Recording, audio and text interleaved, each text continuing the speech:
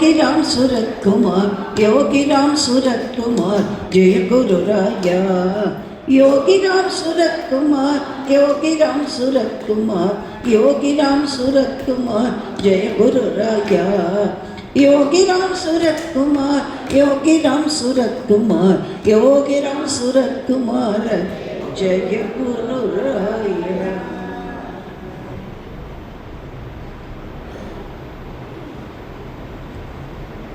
வாழ்க வையகம், வாழ்க வளமுடன், குரு வாழ்க, குருவே துணை. சிவா. திருச்சிற்றம்பலம்.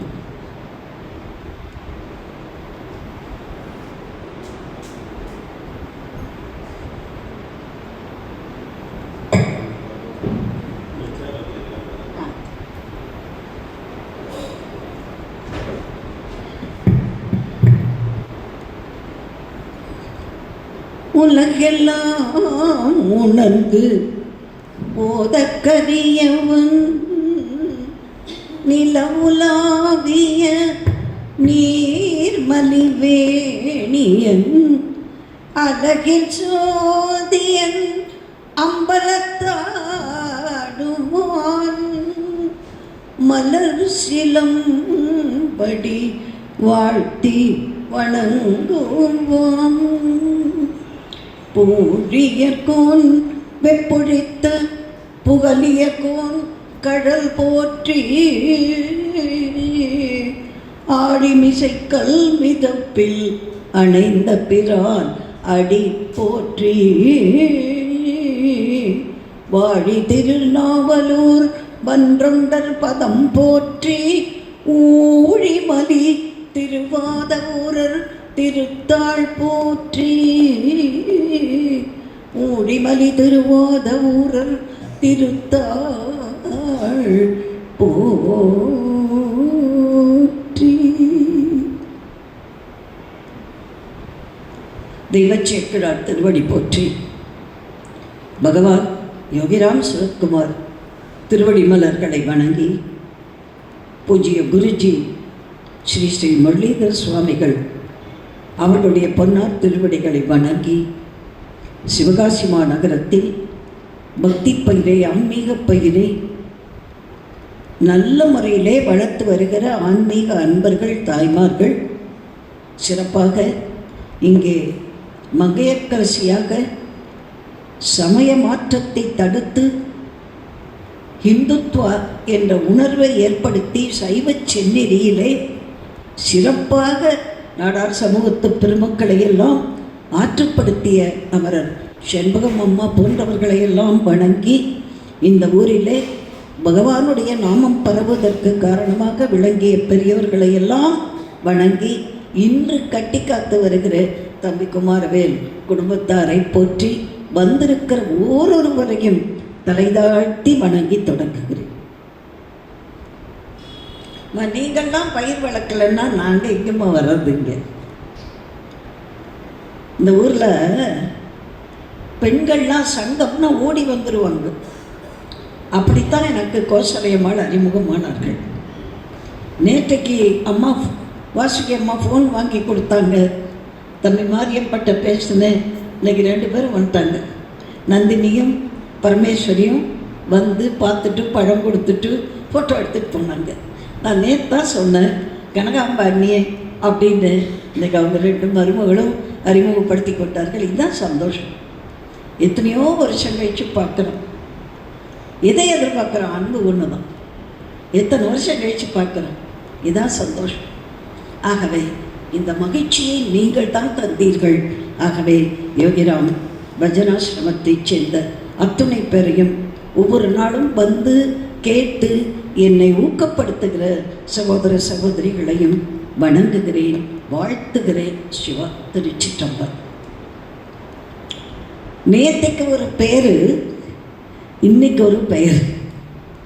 அதென்னமா அது? பகவான் திரும்ப திரும்ப என்ன சொன்னார்? எவ்வளோ கஷ்டம் வந்தாலும் யோகிராம்னு என் பேரை சொல்லும். இன்னும் என்ன சொன்னார்? எவன் பாக்கியசாலியோ அவன் வாயில தான் என் பேர் வரும். யோகிராம்னு உனக்கு வருதுன்னா நீ கொடுத்து வச்சிருக்கேன்னு அர்த்தம். இல்லையம்மா? சில பேருக்கு நல்லதில் கூட நல்ல சொற்கள் வராது. ஐயோ, நல்ல சந்தர்ப்பத்தில் கூட மகிழ்ச்சியை வெளிப்படுத்தக்கூட ஐயோம்பாங்க. என்னம்மா? சில பேர் எல்லாத்துக்கும் நல்லது நல்லது அப்படிம்பாங்க. இன்னொருத்தர் ஸ்ரீராம் ஸ்ரீராமா, சில பேர் சிவசிவா சிவசிவா. ஏதோ ஒரு நாமம், ஏதாவது ஒரு நாமத்தை சொல்லும்போது நமக்கு அதனுடைய சக்தி அதிகமாகிறது. சில பேர் கையில் ஜபமாலை வச்சுருப்பாங்க, அதுதான் உருளும், ஆனால் மனசு அத்தனை பக்கமும் உருளும். கபீர் சொல்வார், மாதா தோ கர்மே பிறை, ஜிஹ்வா தச திசை பிறை, ஏகத்தோ சுமிரன் நாகி. 8 திசை ஆகாசம் பாதாளம், 10 திசை 10 திசையில் ஓடுவோம். நமக்கு 8 திசை தான் தெரியும், ஆகாசம் பாதாளம் வரைக்கும் போகுவோம். கையில் வச்சிருக்கிறது ஜபமாலை, மனசு நினைக்கிறதோ கண்ணக்கோலை. அப்புறம் எப்படி இது பக்தியாகும்? அதுக்குத்தான் வாயினால் பாடும்போது மனசுனால சிந்திக்கணும். ராம் ராம்னு சொல்லும்போது ராமர் நிற்கணும் அங்கே கண்ணு முன்னாடி. யோகிராம்னு சொல்லும்போது யோகிராம் வந்து நிற்கணும் அகக்கண்ணுக்குள்ள. முகத்தில் கண்கொண்டு பார்க்கின்ற மூடர்கள் அகத்தில் கண்கொண்டு பார்ப்பதே ஆனந்தம். திருமூலர் அகக்கண்ணில் பார்க்கணும். நம்ம சொல்கிறோம்ல, யாரோ நினைக்கிறாங்க நமக்கு புறையறதுங்கிறோம். நம்ம யாரையோ நினைக்கிறாங்க, கரெக்டாக வந்துடுறாங்க. அதுதான் அந்த உள்ளத்தினுடைய ஆற்றல். அப்போ நாமத்தை சொல்லும்போது அந்த நாமத்துக்குரியவரை நினைக்க நினைக்க நினைக்க அருள் பெருகும். இன்னைக்கு நான் சொல்ல போகிற அடியவர் யார்? திருநீல கண்டத்து குயவனார்க்கு அடியே, தில்லைவாழ் அந்தனர்தும் அடியார்க்கும் அடியேன்னு முதல் அடி சுவாமி கொடுத்தார் திருவாரூரில். அடுத்த அடி என்ன பண்ணார் சுந்தரர்? திருநீல கண்டத்து குயவனார்க்கு அடியேன். அவரை பற்றி தான் சொல்ல போகிறேன். அது ஏன் குயவனார்னு சொன்னார்? வேறு யாருக்காவது ஜாதி சொன்னாரா? சொல்லலை. இவருக்கே குயவனார்னு சொன்னார்னா, திருநீலகண்ட யாழ்ப்பாணர்னு இன்னொருத்தர் இருக்கார். 2 பேரும் திருநீலகண்டர். அதனால் இவர் குயவனார், அவர் பாணர்னு காமிச்சார். வேறு ஒன்றும் யாராவது நாளை கேட்கப்படாதுல்ல. அடியார்கள் ஜாதி வித்தியாசம் பார்க்க மாட்டாங்க. நீங்கள் குயவனார்க்கு அடியன்னு சொல்கிறாரு சுந்தரர்னு கேட்கக்கூடாதுல்ல. அக்கா அம்மா, காவிரிப்பூம்பட்டினத்திலே ஒரு செட்டியார், நவகோடி நாராயணன், 9 கோடி சொத்து. அந்த காலத்து 9 கோடின்னா இன்னைக்கு எல்லா கோடீஸ்வரனையும் சேர்த்த கோடி. 3 ரூபாய்க்கு பவுன் வித்த காலத்தில் 9 கோடின்னா இன்னைக்கு 95,000 விற்கும்போது அதுக்கு என்ன மதிப்பு தெரியுமா? சைஃபரே தெரியாது எனக்கு. கோடிக்கு எத்தனை சைஃபர் தெரியாது.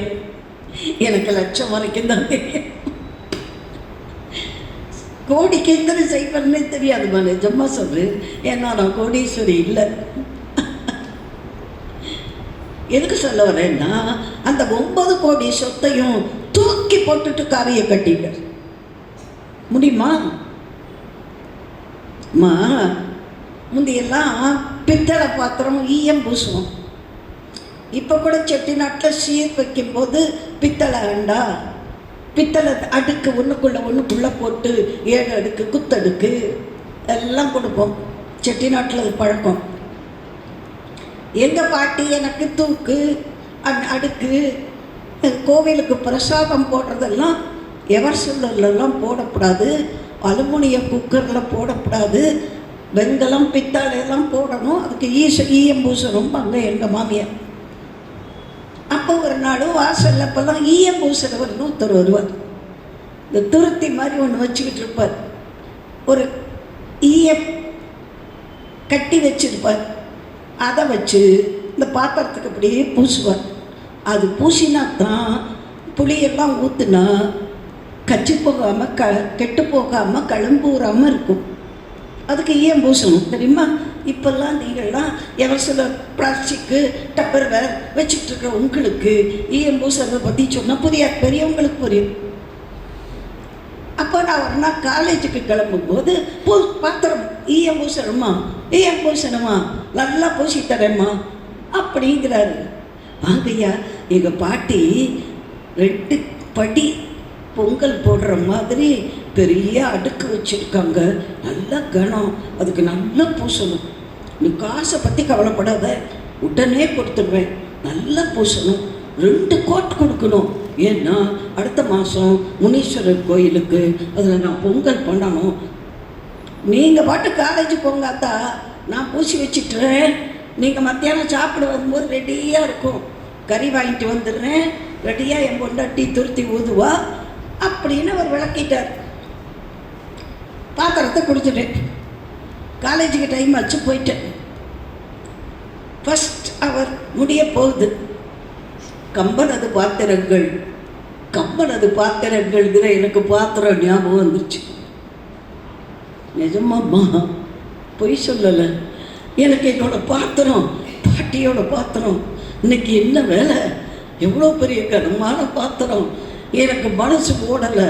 மத்தியானம் 12 மணிக்கு சாப்பிட போகிற வரைக்கும் அந்த ஆள் இல்லாமல் வேறு எங்கேயாவது போயிட்டா என்ன பண்ணுறது, விடுன்னு பிரின்ஸ்பல்கிட்ட போய் 1 நிமிஷம், ஏத்தாப்பில் தான் வீடு, மேடம் ஒரே 1 நிமிஷம், ஏன் பதட்டமாக இருக்கீங்க? ஒன்றும் இல்லை மேடம், நான் உங்களுக்கு போயிட்டு வந்துடுறேன், போயிட்டு வாங்க அப்படின்ட்டாங்க. வந்தா அவன் நல்லா பூசிக்கிட்டு உட்காந்துருந்தான். அப்பா, எதுக்கு சொல்லவனே, ஒரு சின்ன பாத்திரத்து மேலே இருக்கிற ஆசையை விட முடியலையம்மா. 9 கோடியை தூக்கி எறிஞ்சாரே, முற்றும் துறந்த பட்டினத்து அடிகள். நம்மளால் முடியவே முடியாதம்மா. அம்மா, வாசலில் ஒரு 7 பிச்சைக்காரி வருவா. அம்மா, ஒரு பழைய சேலை இருந்தால் கொடுமா, குளிருக்கு. நல்ல சேலையே இல்லைம்மா. பீரோவை திறப்போம் பார்ப்போம். ஒரு பழைய சேலையை கொடுக்க மனசு வரல. அப்படியே பார்ப்போம், இன்னும் 3 மாதம் கட்டிக்கிறோம், அடுத்ததை எடுப்போம். இது என் ஃப்ரெண்டு கொடுத்தது, இது கொடுக்கக்கூடாது. அச்சே, இது வாசியம்மா கொடுத்து, இதை கொடுக்கக்கூடாது, கொடுக்கவே மாட்டோம். நீ அடுத்தாப்பில் வரும்போது வாம்போம். அவள் அடுத்தாப்பில் வரும்போது அவள் இருப்பாளா நான் இருப்பேன்னு தெரியாது. பைத்தியக்கார ஆசைகள். நீ தர்மம் பண்ணணுங்கிற சிந்தனை உனக்கு எப்போ வரும் தெரியுமா? உனக்கு ஆசை குறைஞ்சாதான் வரும். அதைத்தான் கவர்னர் என்கிட்ட ஒவ்வொரு வருஷமும் கேட்குறாரு. உனக்கோ வயசாச்சு, கணவர் இல்லை, பிள்ளைகள் வேறு இடத்துல இருக்காங்க, ஒவ்வொரு வருஷமும் இப்படி 5 லட்சம் ரூபா பாதுகாப்புக்கு கொடுக்குறியே, உனக்கு பணம் வேணும்னு தோணலையா? அப்படியே கேட்பார் ஹிந்தியில். எப்படி இப்படி 5 லட்சத்தை கொடுக்குற? ரிட்டையரான ஒரு ப்ரொஃபஸர் 5000 கொடுப்பாங்க அல்லது 10,000 கொடுப்பாங்க. நீ எப்படி 5 லட்சத்தை தூக்கி கொடுக்குற? கைசேக எப்படி அப்படின்னு கவர்னர் ரவி என்னை கேட்பார். நான் சிரிச்சுக்கிட்டே சொல்லுவேன், அதில் எனக்கு ஏதோ ஒரு திருப்தி இருக்குது, ஆத்ம திருப்தி இருக்குது. நாட்டுக்கு நானும் ஏதோ கொஞ்சம் செய்கிறேன். நமக்கு ஆசை வந்துருச்சுன்னு வச்சுங்க, அந்த 5 லட்சம் ரூபாய்க்கு ஒரு நெக்லஸை வாங்கி அப்படி போட்டுக்கணும்னு ஆசை வந்தால் தேசமாவது இன்னொன்று அது தூக்கி போட்டுருவோம். அம்மா, இவ்வளோ பெரிய இடங்களை கொடுத்து, இவ்வளோ பெரிய மடங்களை ஸ்தாபித்து, ஆசிரமங்கள் ஸ்தாபித்து, கோவில்களுக்கு அள்ளி கொடுத்து வந்தாங்கன்னா அது யாராக இருந்தாலும் அவங்க பற்றை துறந்து உயர்ந்த பற்றை பற்றி கொண்ட பெரியவர்கள். அப்படி 9 கோடியை தூக்கி எறிந்தவர் நவகோடி நாராயணன் என்ற முற்றும் துறந்த பட்டினத்தடிகள்.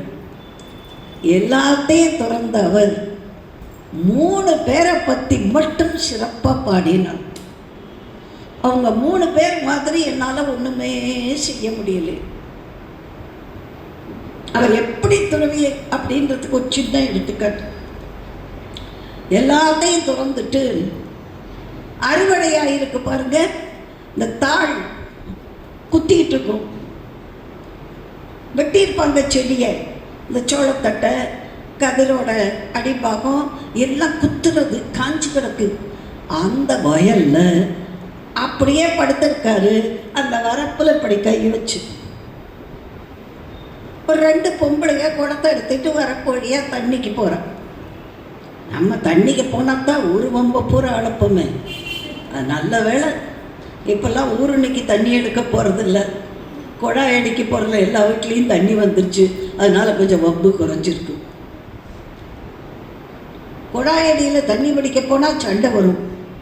மெட்ராஸில் இப்போவும் லாரியில் தண்ணி வந்தால் பிடிக்க போகிறவங்க சண்டை போடாமல் இருக்கிறதே இல்லை. காக்கா காக்கான்னு. நான் இருக்கிற பக்கத்தில் நுங்கள் பக்கத்தில் புஷ்பா நகர்னு பேர், இந்த குடிசை மாற்று வாரியம், ஹவுசிங் போர்டு.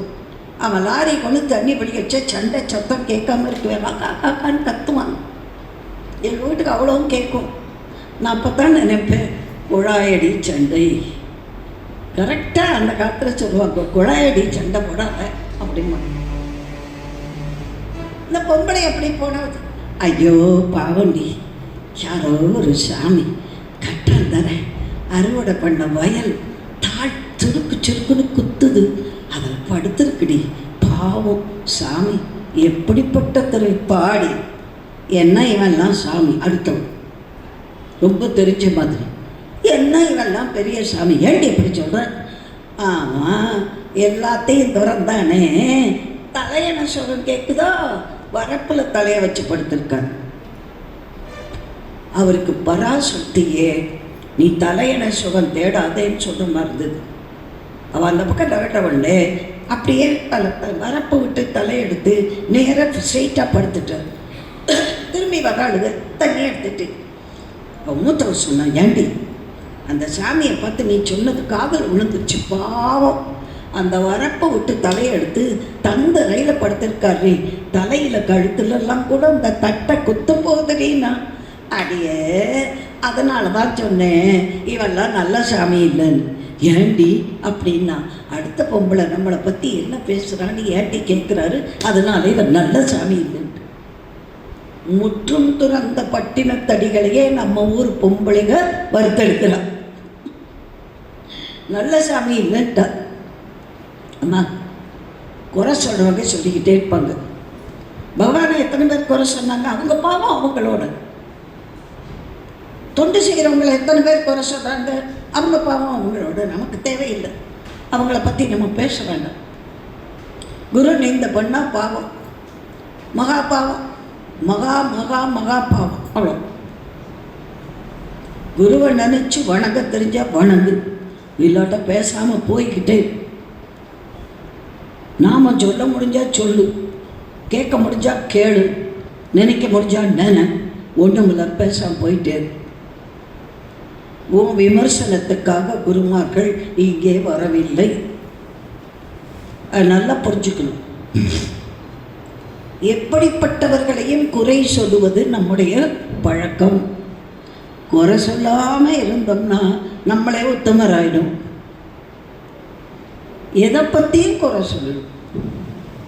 சரி, இப்போ பாருங்கள், அந்த பட்டினத்தடிகள் அத்தனையையும் துறந்தவர். 3 பேருடைய பெருமையை ஆஹா ஆமா சாவித்ரி என் கண்ணு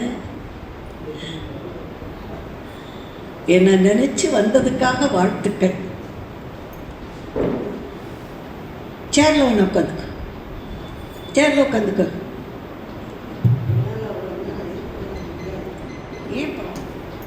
சாரிம்மா, மன்னிச்சுமா. என்னதெல்லாம்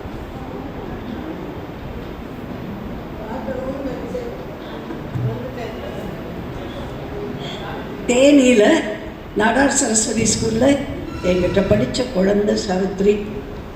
உங்கள் ஊரில் ரொம்ப பிரசித்தமான குடும்பத்து மருமகள்.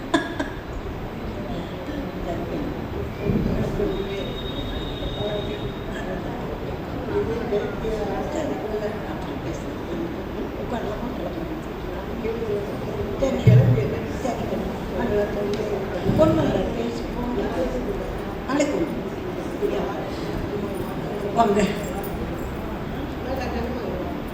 சாரி, அவங்களுக்கு நிற்க முடியல, புறப்படுறாங்க, முடியல.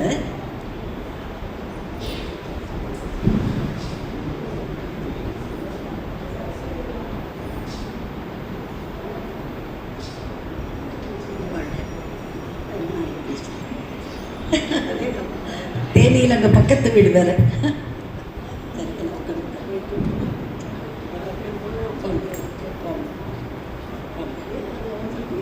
வாழ்க்கை வளம்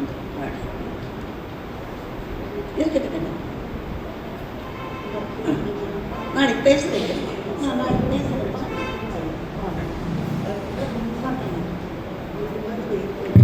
என்னை விட வயசில் சின்னவங்க, ஆனால் உடம்பு சரியில்லை, முடியலை. வாழ்க.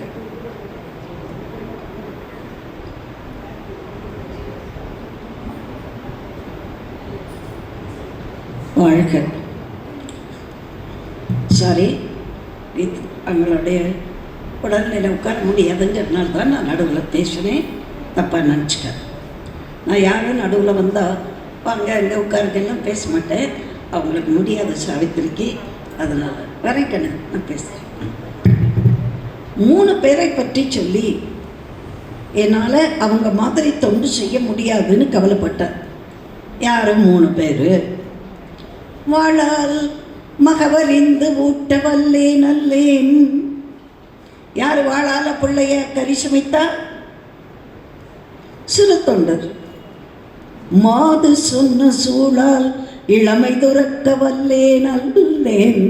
மனைவி சொன்ன ஒரு சொல்லுக்காக இளமை இன்பத்தையே துறந்து வாழ்ந்தாரே திருநீலகண்டர். 3வது, தொண்டு செய்து நாளாரில் கண்ணிழந்து அப்பவல்லேன் அல்லேன். 6 நாளில் கண்ணையே இழந்து அப்பினாரே கண்ணப்பர். இந்த 3 பேர் மாதிரி என்னால் ஒன்றுமே செய்ய முடியலையேன்னு அழுத. முதலாம் அவர் யாரு? பரஞ்சோதி என்ற சிறு தொண்டர். பல்லவ மன்னனுக்கு சேனாதிபதியாக இருந்தார். ஜெயிச்சார். வாதாபி கொண்ட பரஞ்சோதி அவருக்கு நிறைய நேரம் சொத்தெல்லாம் கொடுத்து, நீங்கள் எனக்காக பாடுபட்டது போதும், நீங்கள் சுவாமிக்கு தொண்டு செய்து உங்கள் சொந்த ஊரில்னு அனுப்பிச்சிட்டேன் ராஜா. அப்போ தான் தன்னுடைய ஊருக்கு வந்து தீதில் நங்கையான திருவெண்காட்டு நங்கையை மணந்து சீராளன் என்ற ஒரு மகவை பெற்றார். சுவாமி என்ன பண்ணார்? ஏண்டா நாட்டுக்காக அத்தனை பேரை கொன்னையே, சமயத்துக்காக ஒரு பிள்ளைய தருவியா? உன்னை சோதிக்கிறேன் என்று பிள்ளைக்கறி கேட்டு வந்தார். நிஜமாக சாமி பிள்ளைய சாப்பிடுவாரானா? அது ஒரு கபாலிக சமயம், பைரவ சமயம் என்பதெல்லாம் நரமாமிசம் கூட சாப்பிடுவாங்களாம். ஆனால் நம்முடைய சைவம் என்பது அன்புமயமானது. அன்பும் சிவமும் 2 என்பர் அறிவிலார். அன்பே சிவமாவது யாரும் அறிகிறார். அன்பே சிவமாவது யாரும் அறிந்தபின் அன்பே சிவமாய் அமர்ந்திருந்தார். எங்களுக்கு எதையாவது சில பொருளை பார்த்தாலே பயமாக இருக்கும். கடையில் அதை எப்படி சாப்பிட்றாங்க அப்படின்னு பயமாக இருக்கும். வள்ளுவன் என்ன சொன்னான்? நீ 1000 யாகம் பண்ணுவதை விட ஒரு உயிரை கொன்று திங்காமல் இருந்தாலே போதும். அவிசறிந்து 1000 வெட்டலில் உந்தன் உயிர் செகுத்து உண்ணாமை நன்று. ஜீவஹிம்சை பண்ணாதே. கொல்லான் புலால் மறுத்தானே கைகூப்பி எல்லா உயிரும் தொடும். எல்லா உயிரும் கும்பிடுமா.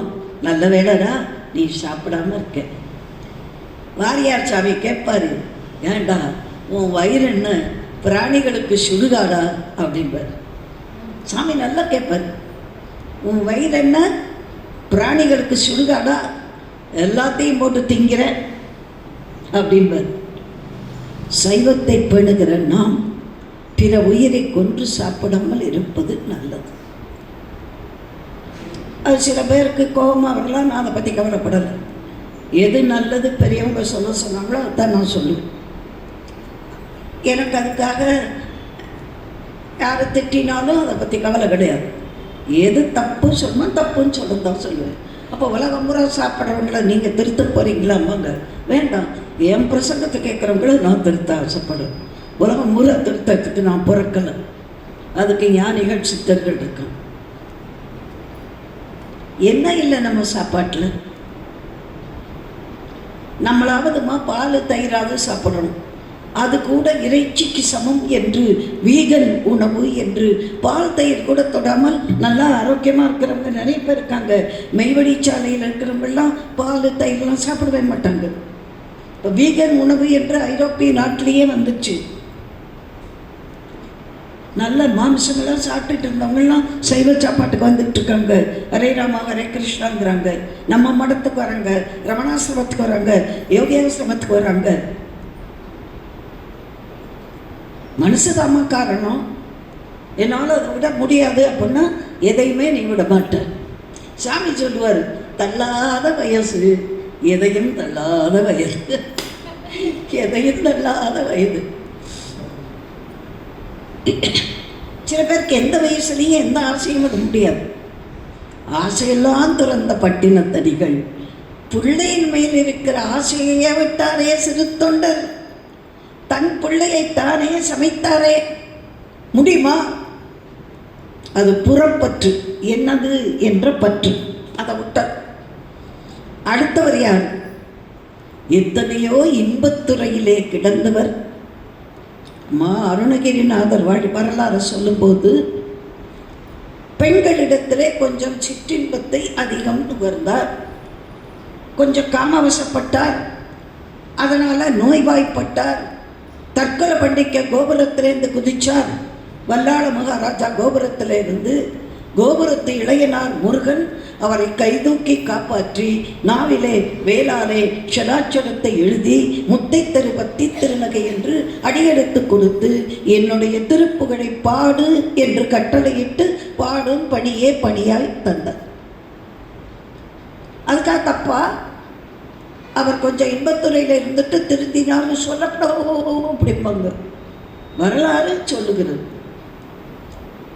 சின்ன வயசில் கொஞ்சம் கண்ணதாசன் சின்ன வயசில் நாத்திகனாக இருந்தார். அவர் சொல்றார், நடைபாதி வணிகன் என நான் கூறி விற்ற பொருள் நல்ல பொருள் இல்லை அதிகம். நல்லறிவை தந்ததனை நீ கொடுத்த அருள் என்று நினைக்காமல் ஆரவாரமும் ஆணவமும் பண்ணினேன். அறிவு வந்த பிறகு உன்னை புரிந்து கொண்டேன் அப்படின்னு மலையரசி தாய்கிட்ட சொல்றார். ஆரவாரமா நாஸ்திக பேச கடவுளா கிடையாது. நான் இப்போ சொல்கிறேம்மா, திருச்செந்தூரில் ஒரு 18 வருஷம் நான் சஷ்டி பேசியிருக்கேன். இப்போல்லாம் தான் நாங்கள்லாம் வயசாகி போச்சு. இப்போல்லாம் டிவி முகங்கள் தான் வேணும், கருத்தெல்லாம் வேண்டாம், டிவி முகங்கள் வேணும். அதான் நம்ம கவலை. அப்போது முதல்ல நான் வந்த வருஷமெல்லாம் தர்மகர்த்தாக்கள் அறங்காவலர்னு 5 பேர். அதில் இளஞ்சிக்காரர், பேர் சொல்கிறது மரியாதையாக இருக்காது, அதனால் சொல்லலை. அவர் இப்போ இல்லை. அவர் ஒரு நாள் சொன்னார், உடம்பு பூரா அவருக்கு வெள்ளை வந்துச்சு, லுக்கோடர்மா வெள்ளையாக போச்சுமா தலையிலேருந்து. என் பேச்சுன்னா அவங்களுக்கெல்லாம் ரொம்ப பிடிக்கும். செந்திலாண்டவன் விடுதி தான் அப்புறம்தான் வேலவன் விடுதியே வந்தது. செந்திலாண்டவன் விடுதியெல்லாம் எங்களுக்கு ரூம் போட்டிருப்பாங்க. நானும் ஐயாவும் மாமாவும் உட்கார்ந்துருக்கோம். அவர் வந்தார், அம்மா அப்படின்னார். என்னங்க அப்படி உடம்பு பூரா? போன வருஷம் கூட இப்படி இல்லையேன்னு. நான் பண்ணின தப்புக்கு முருகன் தண்டனை கொடுத்துட்டான்மா. என்னங்க ஐயா அப்படின்னு கேட்டேன். நான் பரம நாத்திகன்மா.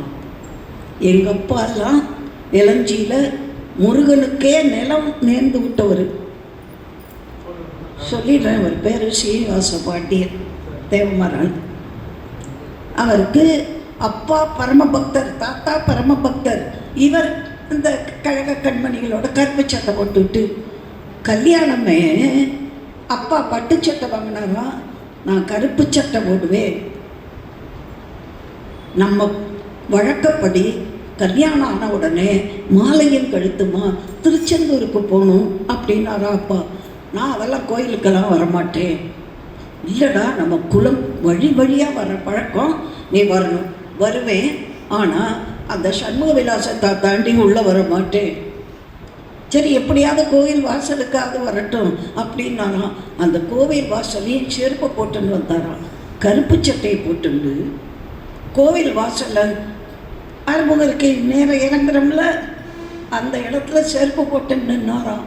எல்லாரும் சொல்ல முடியாமல் மெல்ல முடியாது, இப்படி பண்ணுறானே அப்படின்னு அப்பா அம்மாலேருந்து அத்தனை பேரும் தவிச்சாங்களாம். முருகன் விளையாட்டை காமிச்சிட்டான். அப்போ அழுதார்.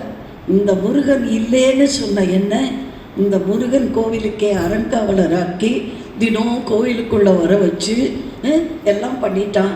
ஆனால் இந்த உடம்பு பூரா வெள்ளையா, என்னை பார்க்குறவங்கெல்லாம் ஒரு மாதிரி நினைக்கிறாங்க. நான் சொன்னேன், நீங்கள் முருகன் மேலே இப்போ முழு நம்பிக்கை கொள்றீங்களா? நிச்சயமாக. இப்போ இன்னையிலேருந்து சஷ்டி விரதம் ஆரம்பிக்கும். இந்த சஷ்டி விரதம் ஆரம்பித்ததோட சஷ்டி கவசம் மட்டும் இல்லை, வேல்மாறல் பாம்பன் சுவாமிகளோட சண்முக கவசம் படிங்க. படிச்சுட்டு இல விபூதியை எடுத்துக்கணும், உங்களுக்கு சரியாக போகும்னு எனக்கு தோன்றும் அப்படின்னு. அவருக்கு என்ன தோணித்தோ என்னமோ. முதல்ல உங்கள் கையிலேருந்து, நான் ரொம்ப சின்னவங்க, நான் ஒன்றும் பெரிய, உங்கள் கையால் கொடுங்கன்னு. நான் மகாபெரிவாளை அப்புறம் மகாபெரிவா தான் எனக்கு பேர் வச்சான்றதுனால மகாபெரிவாளை வேண்டிண்டு இவருக்கு நல்லபடியாக குணம் ஆகணும் முருகா அப்படின்னு சொல்லி இல விபூதி கொடுத்தேன். அடுத்த சஷ்டிக்கு நான் போகிறேன், கம்ப்ளீட்டாக மாறிடுச்சுமா அந்த வெள்ளை. முருகனோட கருணைமா, நம்மகிட்ட ஒன்றும் இல்லை. அந்த இல விபூதிக்கு அத்தனை சக்திமா. அந்த இலை பன்னீர் இலை யார் தெரியுமா? பன்னீர் மரம் பூரா தேவாதி தேவர்கள். அந்த இலையில 12 நரம்பு இருக்கு. பன்னீர் இலையில அந்த 12 நரம்பும் முருகனுடைய 12 கை மாதிரி. அந்த இலை விபூதி கொடுத்தா முருகன் கையிலேருந்து விபூதி கொடுத்த மாதிரி. அடுத்த வருஷம் நல்லபடி ஆயிட்டாருமா. திரும்பி வந்தார், என் அறைக்கே வந்தார். ஐயா நீங்கள் பெரியவங்க, நான் சின்னவர். இல்லைம்மா, எந்த நேரம் நீ சொன்னியோ நான் வேல்மாறல், சண்முக கவசம், சஷ்டி கவசம் எல்லாமே வீட்டில் தூங்கினா கூட வாயில் வந்துக்கிட்டே இருக்குமா. நல்லா ஆயிட்டேம்மா, ரொம்ப அதுக்கப்புறம் ரொம்ப நாள் இருந்துட்டு தான் காலமானார். எதுக்கு சொல்ல வரேன், உலகத்தில் ஏதாவது ஒரு நாமத்தை பிடிக்கும்போது அந்த பக்தி அவ்வளவு சக்தியை தருகிறது. இப்போ தன்னுடைய பிள்ளையை கறி சமைத்து கொடுக்கிற ஒருத்தர் புறப்பற்றி விட்டார். அடுத்தவரோ ஒரு மனைவி சொன்னதுக்காக இன்பத்தையே விட்டுட்டார். இன்பத்துறையவே வேண்டான்னு விட்டுட்டார். விட முடியுமாமா? சுவையை அனுபவிச்சவன் விட மாட்டான், ருசி கண்டவன் விடமாட்டான். சொல்லுவாங்கள்ல, ருசி கண்ட பூனை பானையை பார்க்குதுன்னு சொல்லுவாங்க தெரியுமா? அது எல்லாத்துக்குமே பொருத்தம். ஒரு ருசியை கண்டவன் அதை விடுறதே கஷ்டம். அப்போது அவர் என்ன பண்ணார்? மாது சொன்ன சூழால் இளமை துறக்க வல்லே நல்லே. அப்போது அருணகிரிநாதர் சிற்றின்பத்தில் இருந்துட்டு திருந்தினார், நாத்திகத்தில் இருந்து கண்ணதாசன் திருந்தினார். இன்பத்துறையிலே எளியராயிருந்த திருநீலகண்டர் பெரியவராயிட்டார். நாமத்தாலே பெயர் கேட்டவுடனே பெரியவராயிட்டார். ஆக எதுக்கு சொல்ல வரேன், பரமநாத்திகராயிருந்த ஒருத்தர் அவருக்கு நோயை கொடுத்து சுவாமி திரும்பி பக்தராக்கி நோயை குணப்படுத்தினார். இது இப்போ ஒரு 40 வருஷத்துக்கு முன்னாடி நடந்தது, 30 வருஷத்துக்கு முன்னாடி. அப்போ அருணகிரிக்கு நடந்திருக்காதா? நடந்திருக்கும். சரி, மாது சொன்ன சூழால் இளமை துறக்க வல்லே நல்லே, தொண்டு செய்து நாளாரில் கண் இழந்து அப்போ வல்லே நல்லே. நம்ம உடம்புல ஒரு சின்ன கத்திப்பட்டா, சுகர் டெஸ்ட் பண்ணுறதுக்கு இப்படி ஒரு குத்தினால அப்படிங்கிறவங்க கண்ணை தோண்ட முடியுமாமா அம்பால? எவ்வளோ பலசாலியாகவே இருக்கட்டும், கண்ணில் ஒரு தூசிப்பட்டா தாங்குதா? அந்த கண்ணை அம்பால தோண்டி அப்படி இறைவனுக்கு கண் அப்பினார் கண்டப்பர். இந்த 3 பேர் மாதிரி என்னால முடியலையே.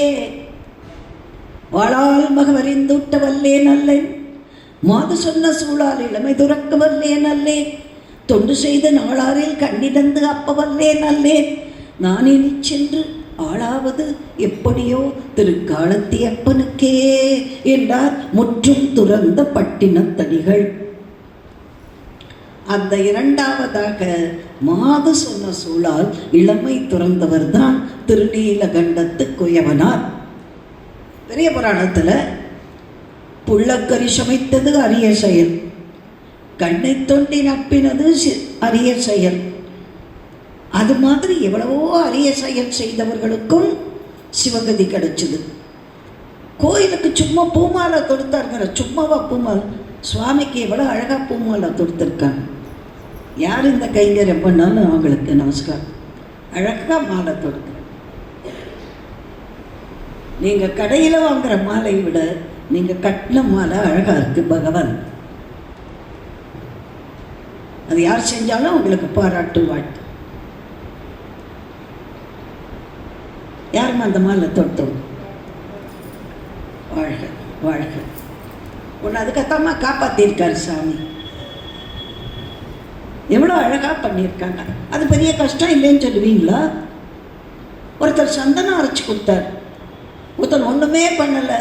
ஓம் நம சிவாய ஓம் நம சிவாய என்று பஞ்சாட்சரத்தை புல்லாங்குழலில் வாசித்தார். ஆனாயனாயனார். அவர் அவர் இடையர், அதனால் புல்லாங்குழலை வச்சு ஆடு மாடுக்கு பாட்டு வாசித்தார். அதை பஞ்சாட்சரத்தை வாசித்தார், அவ்வளோதான். இன்னொருத்தர் அந்தனர் யாகம் பண்ணார், சோம யாகம் பண்ணார், சோமாசிவாரண்ணா மாரணாயனார். இன்னொருத்தர் மந்திரத்தை சொன்னார், ருத்ரம் ஸ்ரீநீலகண்டாய விருஷத்வஜாய அப்படின்னு ருத்ரம் ஜபித்தார்.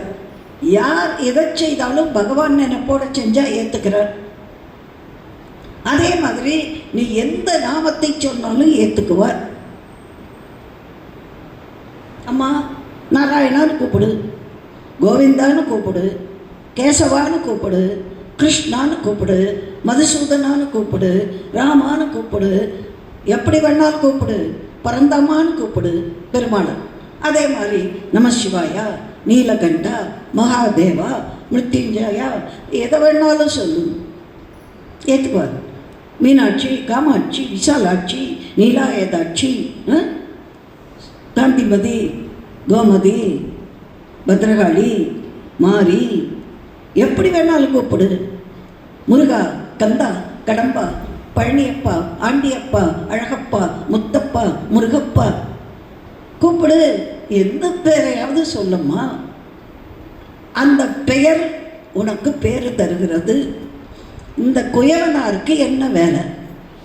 அம்மா ஒருத்தர் புள்ளக்கறி கொடுத்தாரு நீங்கள், ஒருத்தர் கண்ணை கொடுத்தாரு நீங்கள், ஒருத்தர் இன்பத்துறையிலேருந்து விடுபட்டார் நீங்களே.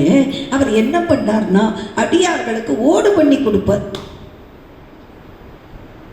அவருக்கு குயவருக்கு என்னம்மா வேலை? மண்பானை பண்ணுறது. அப்போ என்ன பண்ணுவார்? அடியார்கள் அந்த மண் ஓட்டில் தான் சாப்பாடு கேட்பாங்க. அந்த சாப்பாட்டை அம்மா தங்கத்துக்கு அடுத்தபடி சுத்தமானது மண்ணு தான். காஞ்சி பெரியவர்கள் மண் கலையத்தில் தான் தண்ணீர் எடுத்துட்டு போவார். எனக்கு தெரிஞ்ச காமாட்சி சாமின்னு அவர் மண் ஓட்டில் தான் சாப்பிடுவார். எந்த வீட்லேயும் அவர் இலை போட்டு சாப்பிட்டது கிடையாது. இப்போ தான் போன வருஷம்தான் சித்தியானார். என்னை ரொம்ப ஆசீர்வாதம் பண்ணுவார். கோயம்புத்தூர் கிட்ட அங்காள பரமேஸ்வரி கோவில் வச்சு பெரிய தொண்டு பண்ணவர். அவர் என்ன சொல்லுவார்? இந்த ஓட்டுக்குள்ளே பாதி அளவு சாதம் தான் அவ்வளோதான். இப்படி இருக்குமா ஓடு, அதுலேயே உள்ளுக்குள்ளே இவ்வளோ தான் சாப்பிடுவார். காஞ்சி பெரியவர்கள் உள்ளங்கையால் 3 கவளம் அவர் சாப்பிட்டு பார்த்துருக்கீங்களா? இலை போட்டு பாயசம், பச்சடி, அப்படம், வறுவல், உருளைக்கிழங்கு ரோஸ்ட்டு, உள்ளங்கையில் இத்தனை பொரி, 2 வெள்ளரிக்காய் துண்டும், ஏதாவது காய் துண்டும், 3 கவளம், அவ்வளோதான். அவ்வளோதான். அதாங்க தவம். ஞானிகளுக்கெல்லாம் சாப்பாடு முக்கியம் இல்லை. அவங்களுக்குள்ள எனர்ஜி, ஆற்றல் என்பது தவத்தால் வருவது, சாப்பாட்டால் இல்லை. நமக்கு சோறு திங்கலைன்னா பைத்தியம் முடிச்சு போடும். பசிச்சிடுமோன்னு கவலை வந்துடும். மணியாச்சே சாப்பிடலாமா? மணியை பார்த்து சாப்பிடணும். அவங்க சாப்பாட்டுக்கு முக்கியத்துவம் கொடுப்பதில்லை.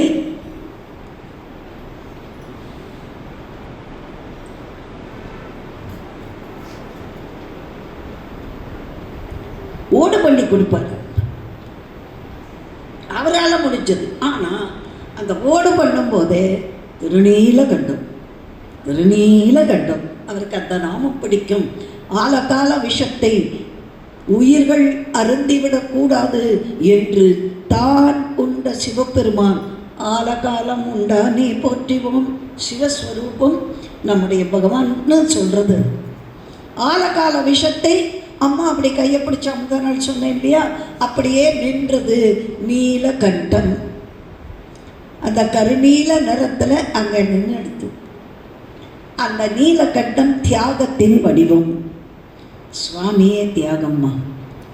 ஏம்மா நமக்கு பங்களா, அரண்மனை, ஃப்ளாட், இண்டிபெண்ட் வில்லோ எல்லாத்தையும் கொடுத்தார். அவர் எங்கே போய் உட்கார்ந்துருக்காரு?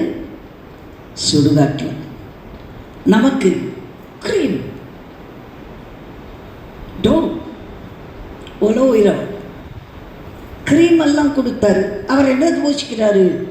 வெந்த வெந்நீர், சாம்பல் பூச்சிக்கிறார். நமக்கு பட்டு புடவை, சில்கு புடவை, டிசைனர் புடவை, என்னத்தெல்லாமோ நம்மளுக்கு கொடுத்தார். ஆம்பளைகளுக்கு ஒன்றும் குறைச்சல. ஒட்டிக்கோ கட்டிக்கோ ராமராஜ் வேட்டி, பேண்ட்டு, ஜீன்ஸு, ஷர்ட்டு எல்லாத்தையும் கொடுத்தார். ஆனால் அவர் என்ன பண்ணார்? புலித்தோல் ஆடை. நமக்கு ஆம்பளைகளுக்கெல்லாம் டிசைனாக பெல்ட்டு, அவருக்கு பாம்பு தோல் பெல்ட். நமக்கு நெக்லஸ்ஸு, சங்கிலி, தங்கம், வைரம் எல்லாத்தையும் ஸ்டோன்ஸ் எல்லாம் கொடுத்தாரு. அது எலும்பு, ஆமவோடு, ருத்ராட்சம். புரியுதா? அவன் எல்லாத்தையும் நல்லதெல்லாம் நமக்கு கொடுத்துட்டு வேண்டாததெல்லாம் தான் எடுத்துட்டு இருக்கிறவன் தியாகி தானே. ஒரு கணவனும் மனைவியும் ஜவுளி கடைக்கு போனாங்க தீபாவளிக்கு. அந்த அம்மா போகிறோம்னு சொல்லிவிட்டு எடுத்துகிட்டே ஒவ்வொரு செக்ஷன்லேயும் எடுத்தாங்க. எல்லாம் முடிச்சாச்சு. அவன் 4 மணி நேரம் வெளியே உட்காந்துருந்தோம். 4 தரம் வெளியே போய் டீ குடிச்சிட்டு வந்துட்டோம். 2 தரம் வெளியே போய் சிகரெட்டும் குடிச்சிட்டு வந்துட்டோம். 2 தரம் இப்படி காலாட போய் ரெஸ்ட் ரூமுக்கு போயிட்டு வந்துட்டோம். 4 மணி நேரம் கழிச்சிருந்தோம்மா. ஏங்க உங்களுக்கு இன்னும் ஒன்றும் எடுத்துக்கலையே? இவன் சொன்னான், நீ எல்லாம் எடுத்துக்கிட்டேல்ல, எனக்கு ஒரு கலர் வேஷ்டி ஆரஞ்சு கலர் ஒன்று எடுத்துகிட்டு போதும். அவனையும் எடுத்துக்கிட்டு உங்களுக்கு ஒன்றும் எடுத்துக்கலையா அப்படின்னு கேட்பேன். சுவாமி தான் தியாகராஜன், தியாகேசன். நமக்கு எல்லாத்தையும் கொடுத்துட்டு அவர் தான் சுடுகாட்டு எலும்பை அணிகிறார், திருநீற்றை பூசிக்கிறார், சுடுகாட்டில் ஆடுறார், எலும்பு அரவு ஆமை பூண்டு நிற்கிறார். அணிகலன்கள் வேண்டாம் என்று, ஆடை தேவையில்லை என்று, புலித்தோல் பொன்னார் மேனி என்னே புலித்தோலை அரை கசைத்து மின்னார் செஞ்சடை மேல் மிளிர்கொன்றை அணிந்தவனே மன்னே மாமணியே மழப்பாடியுள் மாணிக்கமே அன்னே உன்னையல்லால் இனி யாரை நினைக்கேனே. சுந்தரமூர்த்தி சுவாமி. ஆக அப்பேற்பட்ட திருநீலகண்டம் என்ற தியாக சின்னத்தை எப்போ பார்த்தாலும் சொல்லுவார். திருநீலகண்டம், மண்ணு பிசையும் போதும் திருநீலகண்டம், சக்கரம் சுற்றும் போதும் திருநீலகண்டம், அதை வனையும் போதும் திருநீலகண்டம், அதை பானையை சுட வைக்கும் போதும் திருநீலகண்டம். நான் உங்களுக்கு சொல்கிறேன், சமைக்கும் போது கூட ஏதாவது ஒரு நாமத்தை சொல்லிட்டு சமையுங்கோ, அது நல்ல சுவையாக அமையும். அவங்க வீட்டில் பெரிய சாமான் இருக்கோ இல்லையோ, ஒரு சோறு குழம்பு வச்சா கூட ஆண்டவன் நாமத்தை சொல்லி சமையுங்கள், அது நல்லாயிருக்கும். ஆக அந்த ஆனந்தத்தோட ஒரு பரவசத்தில் அந்த காலத்தில் திருநீலகண்டர் படமே வந்தது. பாட்டு உங்களுக்கு ஞாபகம் இருக்கும், பழைய காலத்து பாட்டு. தீன கருணாகரனே நடராஜா நீலகண்டனே, ஞாபகம் இருக்கா? தீன கருணாகரனே நடராஜா நீலகண்டனே. அந்த நீலகண்டம் நீலகண்டம் சொல்லி சொல்லி சொல்லி அவருக்கு பேரே நீலகண்டர்னு ஆயிடுத்துமா. ஒரு அம்மா எப்போ பார்த்தாலும் முருகா முருகா முருகான்னு சொல்லு, அந்த அம்மாவுக்கு பேர் முருகம்மான்னு ஆயிடுச்சு. முருகம்மையார்னு திருச்செந்தூரில் இருந்தாங்கம்மா, ஒரு தேவதாசி. எப்போ பார்த்தாலும் திருச்செந்தூர் முருகன் தான். அர்த்த ஜாமத்தில் முருகனுக்கு நடனம் ஆடுவா. என்னாச்சு, உடம்பெல்லாம் அந்த காலத்தில் தேவதாசிகளுக்கெல்லாம் நகையெல்லாம் போட்டிருப்பா இல்லையா. பக்கத்தில் 3 மைலுக்கு அப்பால் வீடு. அர்த்த ஜாமத்துக்கு மழை பெஞ்சாலும் வந்து முருகன் முன்னாடி நடனம் ஆடிட்டு போவா. ஒரு நாள் அந்த அம்மா போகும்போது ஒரு திருட்டு பையன் பின்னாடியே வந்துட்டான். இவன் அழகுக்கு ஆசைப்பட்டானோ நகைக்கு ஆசைப்பட்டானோ தெரியாது, பின்னாலேயே வரான். இவளுக்கு புரிஞ்சு போச்சு, யாரும் துணைக்கு இல்லை, யாரை கூப்பிடுவா. தன்னோட வெத்தலை பட்டியை திறந்தா, வெத்தலையை காம்பு அப்படி கிண்டினான். முருகா அப்படின்னு தூக்கி எறிஞ்ச. அவ பேர் முருகம்மையார்னு பேர். அந்த விட்டனை இந்த வெத்திலை காம்பு வேலாக மாறி அந்த திருடனை துரத்தி விட்டது. நடந்தது சென்ற நூற்றாண்டில் நடந்த வரலாறு. வெத்தலை காம்பை தூக்கி போட்டு முருகாதான். அப்படியே அவன் ஓடியே போயிட்டான். வேல் மாதிரி அது தன்னை நோக்கி குத்த வருது. அதுக்கப்புறம் எந்த பயலும் அந்த அம்மா பின்னாடி போகலை. ஐயோ, அந்த அம்மா கைக்கு வெத்தலை காம்பே வேலா மாறிடுண்டா. அதுக்கு தான் சுவாமி நாமத்தை சொல்கிற சக்தி. எப்போ பார்த்தாலும் திருநீலகண்டம் திருநீலகண்டம். அவருக்கு பேர் திருநீலகண்ட குயவர். சிதம்பரத்தில் ஒரு பகுதியில் ஒவ்வொரு தொழில் செய்கிறவங்க ஒரு இடத்துல இருப்பாங்கம்மா. இப்போ கூட நம்ம கடையை சொல்கிறோம் இல்லையா, ஜவுளி கடையாக ஒரு தெருவில் இருக்கும், நகை கடையாக. இப்போ மதுரைக்கு போனீங்கன்னா தற்காவணி மூல வீதினா நகை கடையாக இருக்கும். கீழே மாரட்டு வீதினா ஹோல்சேல் மளிகை சாமான்லாம் கிடைக்கும் அப்படின்னு சொல்கிறோம் இல்லையா. முக்கியமாக ஒவ்வொரு தெருவில் ஒன்று கிடைக்கும். அது மாதிரி இந்த குயவர்கள் வாழ்கிற பகுதி ஒரு இடம். அந்த இடத்துக்கு பக்கத்தில் திருப்புலீச்சுரம், இன்னைக்கு அதுக்கு பேர் இளமையாக்கினார் கோவில். சிதம்பரத்தில் மேல கோபுரத்துலேருந்து நேராக வந்தீங்கன்னா அந்த இளமையாக்கினார் கோவில். அந்த குளத்துக்கு பேர் இளமையாக்கினார் குளம். அதுக்கு பேர் திருப்புலீச்சுரம். நான் அடிக்கடி அண்ணாமலை யூனிவர்சிட்டிக்கு பேச போகும்போதெல்லாம் நடராஜரை பார்க்க எப்படி முக்கியத்துவம் கொடுக்குறேனோ அத்தனை இந்த இளமையாக்கினார் கோவிலுக்கு போவேன். அந்த இளமையாக்கினார் கோவிலை பற்றி இப்போ சொல்கிறேன். திருநீலகண்டருக்கு இளமை தந்ததால் அந்த சுவாமிக்கு பேர் இளமையாக்கினார். அங்கே முந்தி கார்த்திகை தோறும் வாரியார் சாமி பிரசங்கம் நடக்கும். நான் அண்ணாமலை பல்கலைக்கழகத்தில் சேரணும்னு போயிட்டேன். எங்கள் குடும்ப வசதிக்கு என்னால் அங்கே சேர முடியல. வாரியார் சாமி பிரசங்கம் எனக்கு 15 முடிச்சிருக்கு. வாரியார் சாமி பிரசங்கம் கேட்குறேன்னா எனக்கு அப்போவே ஆன்மீகத்தில் ஊற்றம். நான் 9 வயசுலேயே மேடையே இருந்தவர். வாரியார் சாமி பிரசங்கம் ஒவ்வொரு வாரம் ஒரு அடியார் பற்றி சொல்லுவார். கார்த்திகை தோறும் அங்கே பிரசங்கம் பண்ணுவார் சாமி. அப்போ நின்றுக்கிட்டு தான் பண்ணுவார். ஒரு மருதங்கம் ஒரு வயலின் 2 பேர் இருப்பாங்க. பின்னால் அவங்க சொந்தக்காரங்க யாராவது நிற்பாங்க. சாமி நின்றுக்கிட்டு பெரிய ருத்ராட்சம் போட்டு ஸ்வடிக மாலை போட்டு தங்கச்சங்கிலி போட்டு வேல் டாலர் போட்டு அந்த சிவலிங்க தாரணம் பண்ணி அப்படியே நெத்தி நிறைய. சின்ன வயசு சாமி. நீங்களாம் வயசான சாமி பழமாக பார்த்துருப்பீங்க. நான் சின்ன வயசு சாமியை பார்த்துருக்கேன். அப்படி நின்றுக்கிட்டே பாடுவார். அவர் பேசும்போது கேள்வி கேட்பார் நடுவில். தம்மரும் அம்மரும் மனையும் இனிய தனமும் அரசும் அயலாக. இந்த திருப்பூர் இருக்கா தெரியுமா அப்படின்னார். நான் எந்திரிச்சேன். தெரியும் சாமி, எங்க சொல்லு அப்படின்னாரு. நான் நாட்டுக்குறிச்சியிலேயே பாடினா தருகன் மரளி முருகு கயிறு தலையை வளைய எரியாதே கமல விமல மரகதம் மணி கனக மருவும் இருபாதம் கருத அருளி எனது தனிமை கழிய அருள் செய்தர வேண்டும். நல்லா பாடுறிய, அக்ஷர சுத்தமாக பாடுற, ராக ஒழுங்காக பாடுற. உன் பேர் என்ன அப்படின்னார். சரஸ்வதி நல்ல பேர், அப்பா அம்மா நல்லா வச்சிருக்கேன். எனக்கு அப்பா அம்மாவே பேர் வைக்கலை, இப்போ நான் யார் வச்சா? காஞ்சி பேர் சாமி அப்படிங்கிறாரு. காஞ்சி பெரியவாளை பேர் வச்சுருந்தா. அப்படி ஒரு சின்ன ஒவ்வொரு நாள் ஒரு திருப்புகள் படிக்கிற புக்கை விட்டஞ்சார். இப்படி நின்னேன், எடுத்துக்கோ உனக்கு தான்.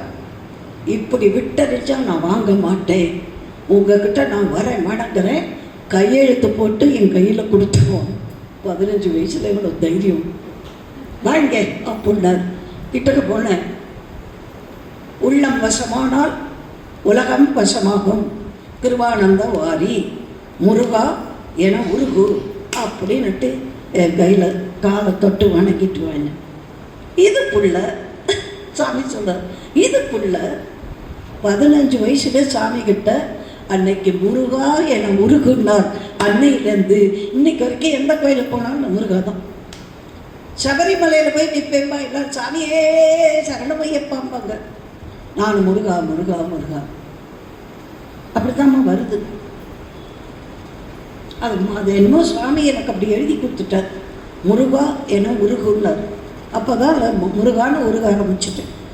15 வயசுமா வாரியார் சாமி பிரசங்கம் பண்ண அந்த கோவிலை ஒவ்வொரு தடவையும் நான் போய் பார்க்குறேன். எல்லோரும் சும்மா போனால் வாரியார்கிட்ட போயிருக்கேன், அதை வாங்கியிருக்கேன், அதை வாங்கி பொய்யெல்லாம் சொல்கிறவங்களாம் நிறைய பேர் மார்க்கெட்டுக்கு. நான் வாரியார் சாமி சிலையை லண்டனில் டூட்டிங் முத்துமாரியம்மன் கோயிலில் 64வது நாயனார் திருப்பணி சக்கரவர்த்தி திருமுருக கிருபானந்த வாரியார் சுவாமிகள்னு சிலையை கொண்டு போய் வச்சுருக்கேன். இன்றைக்கி லண்டனுக்கு போகிறவங்கள போய் கேளுங்க, யார் வாரியாருக்கு உண்மையான பக்தர்கள் தெரியும்.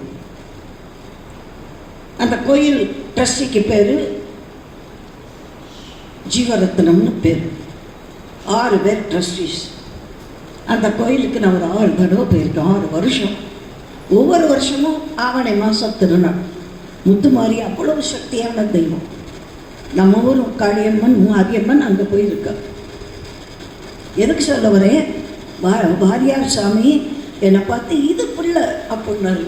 இது பிள்ளை எனக்கு அந்த அந்த முருகா என்னை உருகுன்னார்ல, அதுதான் உபதேசம். நான் அப்புறம் தானே மற்ற பெரியவங்களெல்லாம் பார்த்தது. 15 வயசில் கிடைச்ச உபதேசம் முருகா என உருகு. அந்த கோவில் அந்த பகுதியில் குயவர் குடும்பத்தில் வேட்கோவர்னு பேர் தமிழில். குயவர் குடும்பத்தில் திருநீலகண்டர் என்ற குயவர் பக்தியிலே மிக்கவர். அவர் மனைவி அதை விட பக்தியானவங்க. 2 பேருமே திருநீலகண்டம் திருநீலகண்டம் திருநீலகண்டம்னு சொல்லிக்கிட்டே தான் தொண்டு செய்வாங்க. சின்னவங்க, இளமையானவங்க. இப்போ பகவான் எல்லார் வாழ்க்கையிலும் ஒரு விளையாட்டு விளையாடுவார். ஒரு நாள் திடீர்னு வர்றார். யார்? ஒரு சிவனடியார். திருநீலகண்டா சாமி, நான் ஒரு ஓடு வச்சிருக்கேன், பொன்னினும் மணியனும் போற்றத்தக்கது, தன்னிடை வைத்த எவற்றையும் தூய்மை செய்வது, அன்னதோர் ஓட்டை நீ வைத்து காப்பாற்றி வைக்கணும். நான் வடநாட்டுக்கு யாத்திரை போகிறேன், திரும்பி வந்து கேட்பேன், பத்திரமா கொடுக்கணும், சரியா? சரி சாமி. இந்த நீ பாட்டு வீட்டில் நிறைய ஓடு பண்ணி வச்சிருக்க அதுன்னு நினைக்காத. இந்த ஓட்டுக்கு பக்கத்தில் மண் ஓட்டை வச்சா கூட அது பொண்ணு ஓடாயிடும், தெரியுமா? ஏன்னா சிவனே கொடுக்குறாருல, பத்திரமா வச்சிருக்கணும், தெரியுதா? நிச்சயமா சாமி, நான் எப்போ வந்து கேட்டாலும் கொடுக்கணும். சரி சாமி, திருநீலகண்டம் திருநீலகண்டம் திருநீலகண்டம் அப்படின்னு வாங்கினார். சாமி பார்த்துட்டு இருக்கும்போதே பூமியில் பள்ளம் தோண்டி, ஏன்னா எல்லா ஓட்டோடையும் வச்சா மிஸ் ஆகிடும்மா, அதுக்காக பூமியில் மண்ணில் பள்ளம் தோண்டி அந்த ஓட்டை பத்திரமா வச்சு லேசாக மண்ணை போட்டு மூடி வச்சுட்டு, சாமி நான் பத்திரமா வச்சுருக்கேன், நீங்கள் பத்திரமா வச்சுருக்கியா? சரி சரி, நான் போயிட்டு எப்போ வேணாலும் வருவேன், எப்போ வேணாலும் கேட்பேன்னு புறப்பட்டார். விளையாடுறார் சுவாமி. இது விளையாட்டை எதுக்காக விளையாடுறாரு? இவர் கொஞ்சம் இன்பத்துறையிலே எளியவராக இருப்பார். கொஞ்சம் பொம்பளைகள் சபலம் ஜாஸ்தி. எல்லாருக்கும் ஒரு குறை. பாவம் தப்பு பண்ணாத வரைக்கும் குறையாக இருக்கும். அது தப்பாகும் போது குற்றமாகும். அது குற்றம் பெருசாகும் போது பாவமா. புரியுதாம்மா? இப்போ தெரியாமல் ஒரு பிள்ளை டேபிளில் இருக்கிற பொருளை அது சாமிக்கு வச்சுக்க தெரியாமல் எடுத்து சாப்பிட்டுடுது. அது தவறு. தவறு என்பது தவறி செய்வது.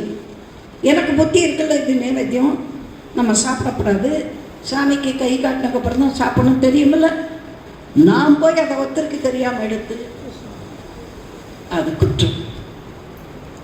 இதையே பெரிய காரியங்களை செய்துட்டா அது பாவம். தவறு என்பது தவறி செய்வது, தப்பு என்பது தெரிந்து செய்வது. தவறு செய்தவன் திருந்தியாகணும், தப்பு செய்தவன் வருந்தியாகணும். பாவம் பண்ணவன் கழுவாய் தேடும். தெரியாம வேணா பண்ணலாம்.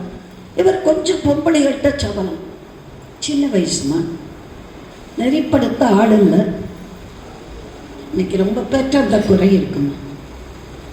ரொம்ப பெரிய நிலைமையில் இருக்காங்கன்னு நினைக்கணும். உள்ளுக்குள்ள எத்தனையோ ஓட்டை இருக்கும்.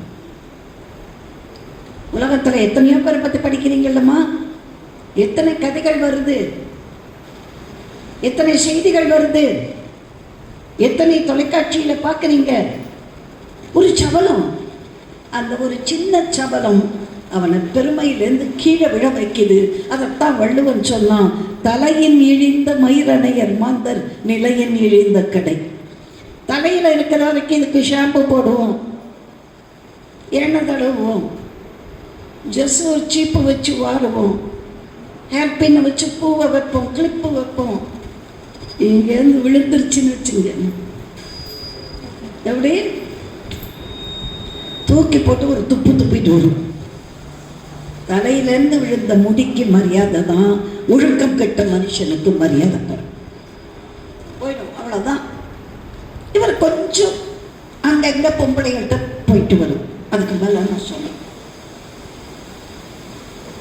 ஒரு நாள் அப்படி போயிட்டு வந்தவரை பார்த்தா மனைவி, கோபமா இருக்கியாடா?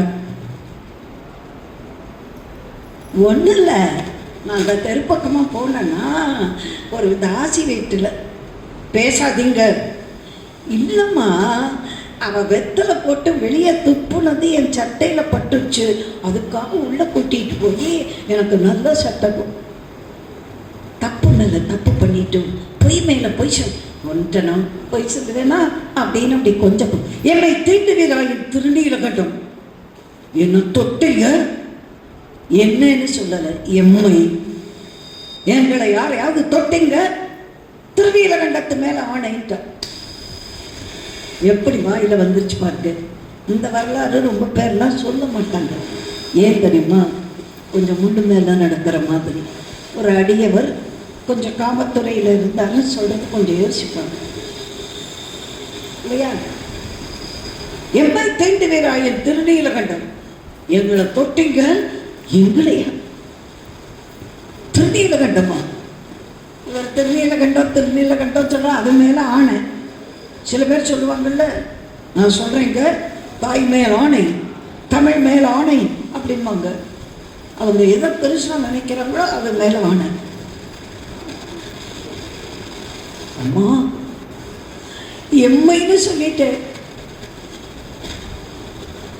எந்த பெண்ணையும், ஏன் உன்னையும், எந்த பெண்ணையும் உன்னையும் நான் கையால மனசால கூட தொட மாட்டேன். இந்த கருத்தை வச்சுதான் கண்ணதாசன் பாட்டு பாடினார். உன்னை எல்லாம் ஒரு பெண்ணை நான் உள்ளத்தினாலும் தொடமாட்டேன், உள்ளத்தினால கூட தொடமாட்டேன். அதான் கையால தொடாம இருக்க சொல்ல. உன்னை இல்லை, எந்த பெண்ணையும் உலகத்துல இனிமே பொண்ணுன்னு யார் இருந்தாலும் அந்த பெண்ணை நான் கையால தொடமாட்டேன்னு சத்தியம் பண்ணிட்டாமா. இப்போ ஒரே வீடு, ரெண்டு பேரும் தனித்தனியா படுத்திருப்பாங்க. கணவன் மனைவிங்கிற சொந்த உறவுகளை அந்த மாதிரி சமைப்பாங்க, சாப்பாடு போடுவாங்க, எல்லாம் பண்ணுவாங்க, துணி துவச்சு கொடுப்பாங்க, போய் ஒரு பாத்திரம் பண்ணும்போது, மண்பாட்டம் பண்ணும்போது மண்ணை பசிச்சு கொடுப்பாங்க, சக்கரம் சுற்றுவாங்க, எல்லாம் பண்ணுவாங்க. ஆனால் கணவன் மனைவி என்ற உறவு கிடையாது. ஒரு வீட்டுக்குள்ள எவ்வளோ கஷ்டமா, ஒரு வீட்டுக்குள்ள சின்ன வயசு கிழவன் கிழவி இல்லை. நம்மளாம் 50-60 வயசுக்கு அப்புறம் சகோதரர் மாதிரி வீட்டுக்குள்ள இருக்கும். அவன் இளமையிலே அப்படி இருக்கிற. அது எப்படி முதனா வரைக்கும் பொம்பளையாட்ட கொஞ்சம் சபலமா போனவர் நீலகண்டன் என்ற வார்த்தையை கேட்டவுடனே சத்தியத்துக்கு கட்டுப்பட்டார். முதல் வரியில இன்பத்துறையில் எளியர் ஆனார். நல்லா கேளுங்க, எளியர்னா என்ன சீப்பா போயிட்டார். அடுத்த வார்த்தையில நீலகண்டங்கிற வார்த்தையை சொன்ன உடனே வேதியா ஆணை கேட்ட பெரியவர்கள். முதல் பாட்டுல சின்னவர் அற்பம்னாரு, அடுத்த பாட்டுல பெரியவர்னார். என்ன அர்த்தம்? அந்த நாமத்தை கேட்டவுடனே சபதம் எடுத்து எந்த பெண்ணையும் மனசால் கூட தொடமாட்டேன்னு சொன்னார் இல்லையா, அதனால பெரியவராயிட்டார். அதுதான் பெயர் தந்தத்துவம். பேரு அந்த திருநீலகண்டம் என்ற நாமம் அவரை திருத்தி இருக்கு. ஒரு வீட்டுக்குள்ள 2 பேரும் தனித்தனியா இருக்காங்க, பேசாம. ஆனா அடுத்த வீட்டுக்கு தெரியாது. அடுத்த வீட்டுக்கு தெரியாதுமா. சில பேர் வீட்டில் என்னம்மா, சில பேர் வீட்டில் புருஷன் கொண்டாட்டி சண்டைன்னா ரேடியோ வரைக்கும் போயிடும். சினிமாக்காரங்க வீட்டில் விவாகரத்துன்னா உலகம் பூரா அது நியூஸ் பண்ணும்.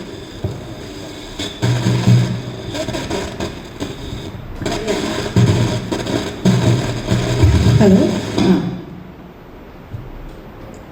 ஹலோ, கேட்கறது இல்லைம்மா? தெளிவாக இருக்கா? ஒரு வார்த்தையில் முதல் பாட்டில் எளியவர்னு சொன்னவர் அடுத்த பாட்டில் பெரியவர்னார். சீப்ப காமத்தில் இறங்கின போது அவர் அற்பம்.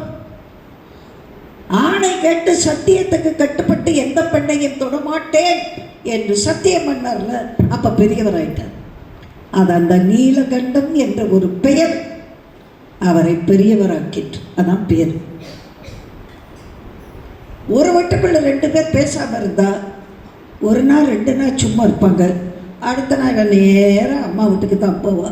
உன் மாப்பிள்ளை பண்ண அக்கிரமத்தை பார்த்தியம்மா, ஒரு வீட்டுக்குள்ள இருக்கோம்மா, என்ன தொடுறதே இல்லைம்மா அப்படின்பா. இது என்னாகும்? ஒவ்வொரு இடமா போகிறோம். அப்படித்தானம்மா சினிமாக்காரங்க, அரசியல் தலைவர்கள் செய்தியெல்லாம் வெளியில் புசு புசு புசுன்னு பரவுதான் இல்லையா? சில பேர் வீட்டில் 2 பேரும் பேசிக்காமல் இருந்தால் கூட அடுத்தவங்களுக்கு தெரியாது. சில பேர் வீட்டில் மாமியார் மருமகளும் எலியும் பூனையுமா இருப்பாங்க. ஆனால் விருந்தாளி வந்தால் காட்டிக்க மாட்டாங்களே. செஞ்சிட்டியப்பா அப்படின்னு அத்தை ரொம்ப எல்லாம் பண்ணிட்டேன் அத்தை, நீங்கள் உட்காருங்க, அவங்களோட உட்காருங்க அத்தை. மாமியும் மருமகளும் இப்படின்னா இருக்கணும், வெளியில் தெரியாது. எப்படிம்மா இப்படி நடிக்கிற வீடு? நல்ல வேலை, விருந்தாளிக்கு நிறையாவது நடிக்கணும்ல. அதுவா தெரிஞ்சிருக்கேன். அம்மா ஒரு பெரிய ஆஃபீஸர், அவருக்கு ஒரு பொண்டாட்டிக்கு ஏதோ கொஞ்சம் லடை. 3 மாதமாக ஒருத்தர் பேசுறது இல்லை. ஒரு காலம்பரை ஆஃபீஸ் போகும்போது டைனிங் டேபிளில் நோட் எழுதி வைப்பார். இன்றைக்கு ஆஃபீஸில் மீட்டிங், ராத்திரி 8 மணி வரை ஆகும், நீ கதவை பூட்டிக்கொள், நான் சாவி எடுத்துக்கொள்ளுகிறேன், எனக்கு சாப்பாடு வேண்டாம், மீட்டிங்க்கு ஹோட்டலில் தான் சாப்பாடு அப்படின்னு எழுதி வச்சுடுவார். இவர் பக்கத்தில் ஒரு சீட், ஓகே அப்படின்னு எழுதி வச்சிடும். அடுத்த நாள், நான் நாளைக்கு கேம்ப் போகிறேன், 3 நாள் ஆகும், பத்திரமாக இரு, யார் வெள்ளடித்தாலும் திறந்து விடாதே அப்படின்னு எழுதி வச்சுட்டு போகிறார். எனக்கு எல்லாம் தெரியும் அப்படின்னு எழுதி வச்சுருவார். தம்மா 2 இப்படி பேப்பர்லேயே பேசிகிட்டு இருக்கு. ஒரு நாள் சாயங்காலம் ஆஃபீஸ்லேருந்து வந்தார். விடு நோட் எழுதுறார். அந்த அம்மா காப்பியை ஃப்ளாஸ்கில் போட்டு டம்ளரில் வச்சுட்டு போயிடுச்சு. அவர் என்னத்தையும் பேப்பர் எடுத்து எழுதுறாரு. இப்போ பார்க்குது, நாளை காலை 5 மணி ஃப்ளைட், டெல்லிக்கு போக வேண்டும், 3 மணிக்கு ஏர்போர்ட்டுக்கு போகணும், டிரைவர் வந்து விடுவார், என்னை எழுப்பி விடு, நான் 3 மணிக்குள் தயாராக வேண்டும், நேரடியாக மீட்டிங்க்கு போக வேண்டும், ஆகவே 3 மணிக்கு அலாம் வச்சு என்னை எழுப்பி விடு அப்படின்னு சொல்லி ஒரு நோட்டை எழுதி வச்சுட்டேன். மறுநாள் காலையில் வழக்கம் போல் எழுந்திருக்கிறாரு. 6 மணி குதிக்கிறாரு. உன்னை எழுப்ப சொல்லி நோட்டை வச்சு என்ன பண்ணிட்டு இருக்க நீ அப்படின்னா, சும்மா கத்தாதீங்க, அங்கே போய் பாருங்கன்னா தலகாணிக்கடியில் ஒரு பேப்பரில் 3 மணி ஆகிவிட்டது எழுந்திருக்கோம். இதுகெல்லாம் என்னத்தை கொடுத்தம் பண்ணுறது? 3 மணி ஆகிவிட்டது எழுந்திருக்கோம்னு நான் பேப்பரில் நோட்டை எழுதி வச்சேன். இல்லை நான் பொய் சொல்லலாமா? நிறைய குடும்பங்கள் அப்படிலாம் இருக்கு. அப்புறம் எப்படிமா குடும்பம் நடக்கும்? சத்தியம் பண்ணால் தொடாமல் இருக்காங்க, ஆனால் அடுத்தவங்களுக்கு வெளியே தெரியாது. இது பகவானுக்கு தெரிஞ்சு போச்சு. இல்லை, அவங்கள சேர்த்து வைக்கிறதுக்கு தான் இப்போ ஓடை கொண்டது நாடகம் போடுறார் சாமி. எப்படி இந்த ஓட்டை கொடுத்துட்டு போகிறேன், எப்போ வந்தாலும் என்னைக்கு வந்தாலும் கேட்ட உடனே எடுத்து கொடுக்கணும் தெரியுமா? ஆட்டு சாமி போயிட்டு வரேன். திருநீலகண்டம், திருநீலகண்டம், அம்மா திருநீலகண்டம், அது மேலே தானே ஆணை போட்டேன். திருநீலகண்டம் போயிட்டு வா. சாமி போயிட்டார். 2-3 மாதம் ஆச்சு, வந்துட்டார். வந்தார் ஐயா ராஜா தேசிகன்னு வந்துட்டார். திருநீலகண்டா சாமி வாங்க வாங்க வாங்க வாங்க. திருநீலகண்டம், திருநீலகண்டம் சுவாமி, நல்ல ஞாபகம் இருக்கு. இதே குரல், இதே வார்த்தை, இதே சிரிப்பு. வாங்க உட்காருங்க. என் ஓட்டை கொடு. உட்காருங்க சாமி, இந்த எடுத்துக்கிட்டு வரேன். இருந்தால் தானே எடுக்க முடியும். அவன் வச்சு வாங்குவான்னார் சேக்கிழார். ஒன்று கொடுத்துட்டு வாங்கிறதுக்கு அவனுக்கு தெரியும். அவன் உயிரையே வாங்கிடுவான். அவனுக்கு தெரியாதா எப்போ எதை எங்கே வைக்கணும், எதை எப்போ பிடிங்கி எடுத்துகிட்டு போகணுன்னு அவனுக்கு தெரியும். அவன் கொடுக்கணும்னு நினச்சா யாரும் தடுக்க முடியாது. அவன் உனக்கு இல்லைன்னு சொன்னதை எவனும் கொடுக்கவும் முடியாது. நீங்கள் பைத்தியக்காரத்தனமாக நினைக்கிறீங்க. எனக்கு அவங்க அதை கொடுத்துருப்பாங்க, இவன் தான் போய் கெடுத்துட்டான். யாரு கெடுக்கலை, கடவுள் உனக்கு அது இல்லைன்னு வச்சுட்டான். அவன் எதை கொடுத்துருக்கானோ அது உனக்கு தேவையானது, அதை ஆசீர்வாதமாக எடுத்துக்கணும் பகவான் சொல்லியிருக்காரா இல்லையா? உனக்கு என்ன கொடுக்கணும்னு பகவானுக்கு தெரியும். அதான் வேண்டத்தக்கது அறிவோய் நீ, வேண்ட முழுதும் தருவோய் நீன்னு மாணிக்கவாசகர் சொல்லிட்டாரு. இப்போ சாமி இந்த உட்கத்தரங்க இதை வந்துட்டே அப்படின்னாரு. கபட சிரிப்பு சிரிக்கிறார் முதியவர். இவர் அந்த மண்ணை பொறிச்சு வச்சாரா?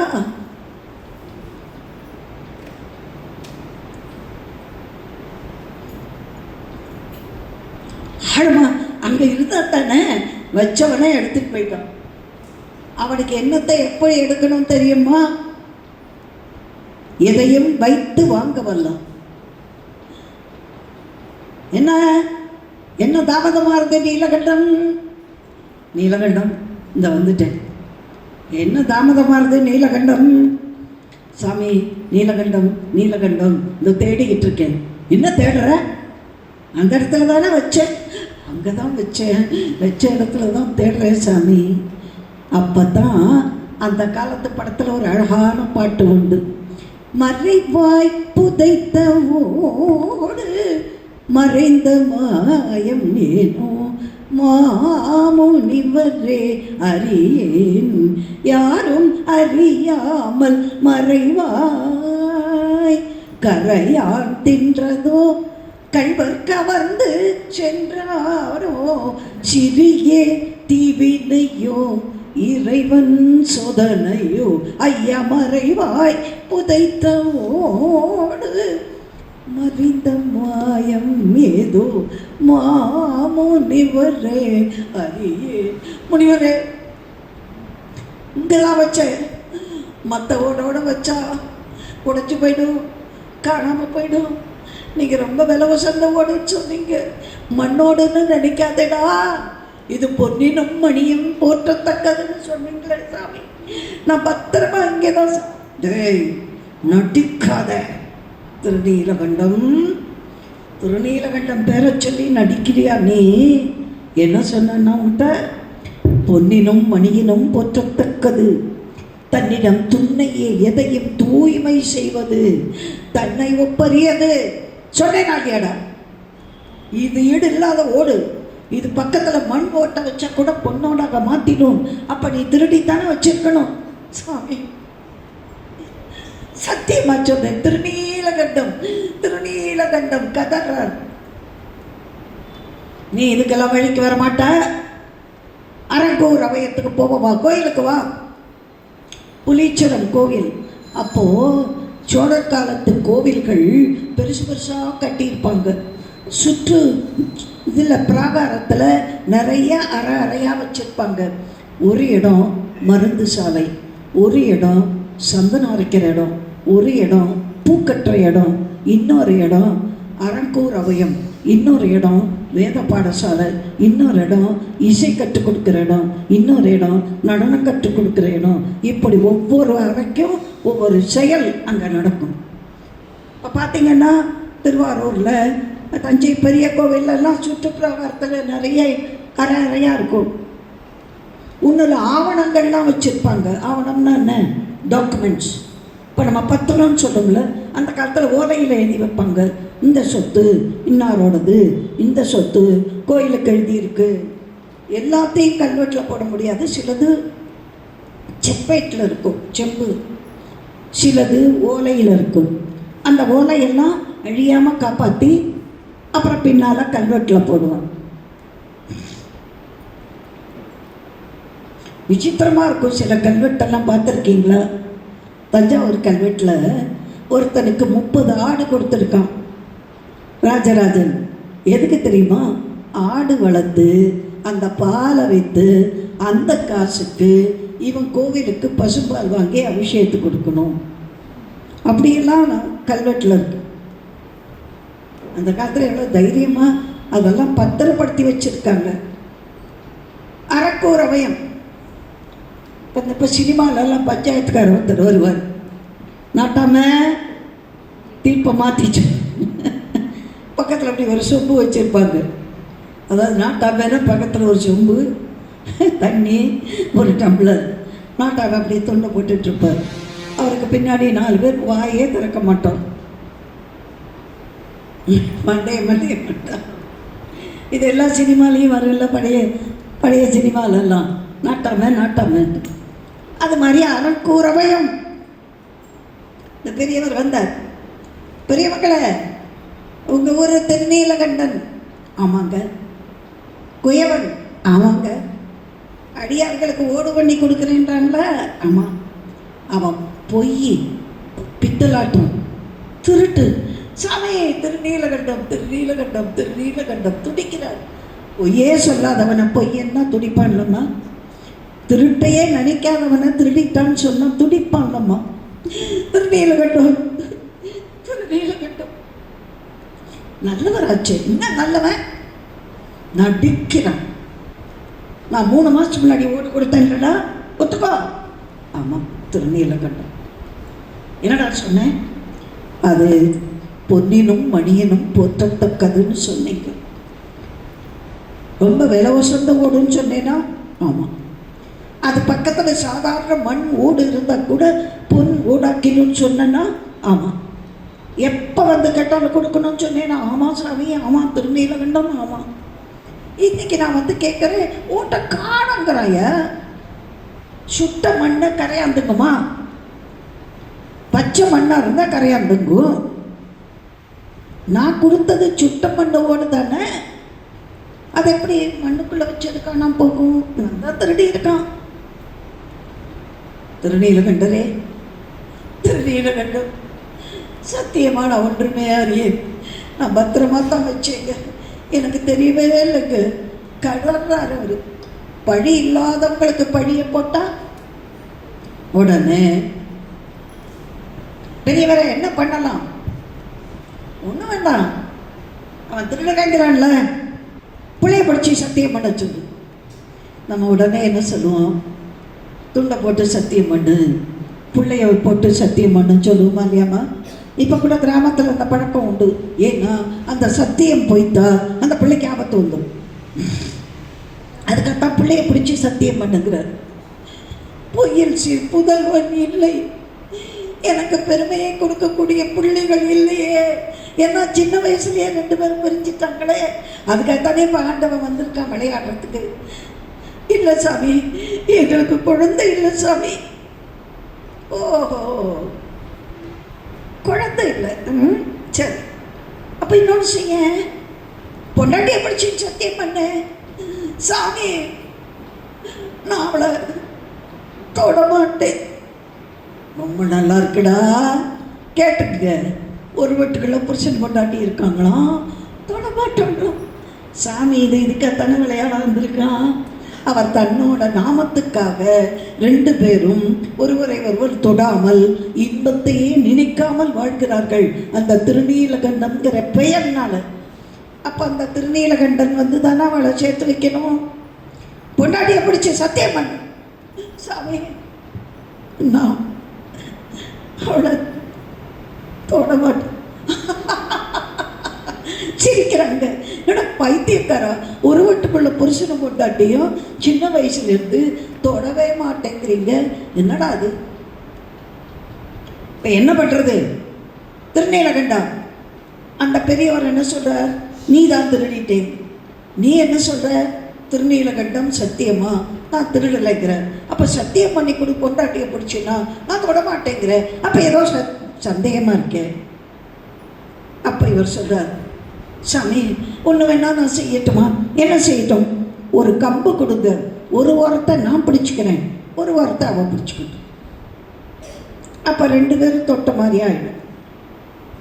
அம்மா, முந்தையெல்லாம் கணவன் மனைவி 2 பேரில் யாராவது ஒருத்தர் மட்டும் காசிக்கோ யாத்திரைக்கோ போக நேர்ந்தால், மனைவி மட்டும் போக நேர்ந்தால் கணவனுடைய ஒரு துண்டை இடுப்பில் கட்டின்னு குளிக்க போவோம்.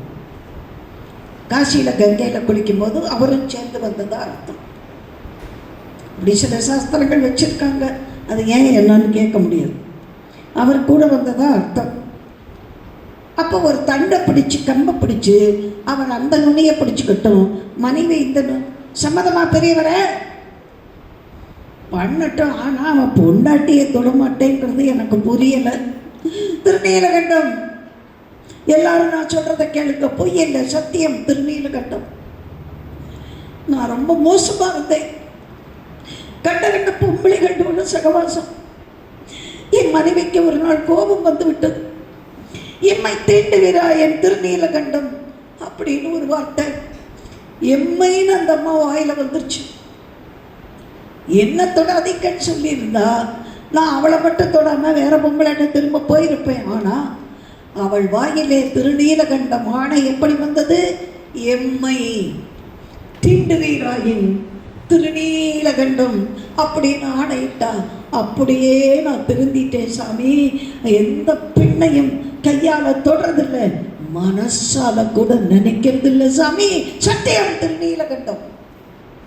இப்பத்தான் இத்தனை வருஷம் கழிச்சு நான் பொண்டாட்டியை ஏன் தொடரலை, நான் இன்பத்துறையில் மோசமாக போயிட்டேன், என் மனைவி ஆணையிட்டாள், அதிலிருந்து மனசால கூட பெண் இன்பத்தை நான் நினைக்கலை என்று சொல்றாருன்னா அதை கேட்கறதுக்காகத்தான் சாமி இப்படி பண்ணார்.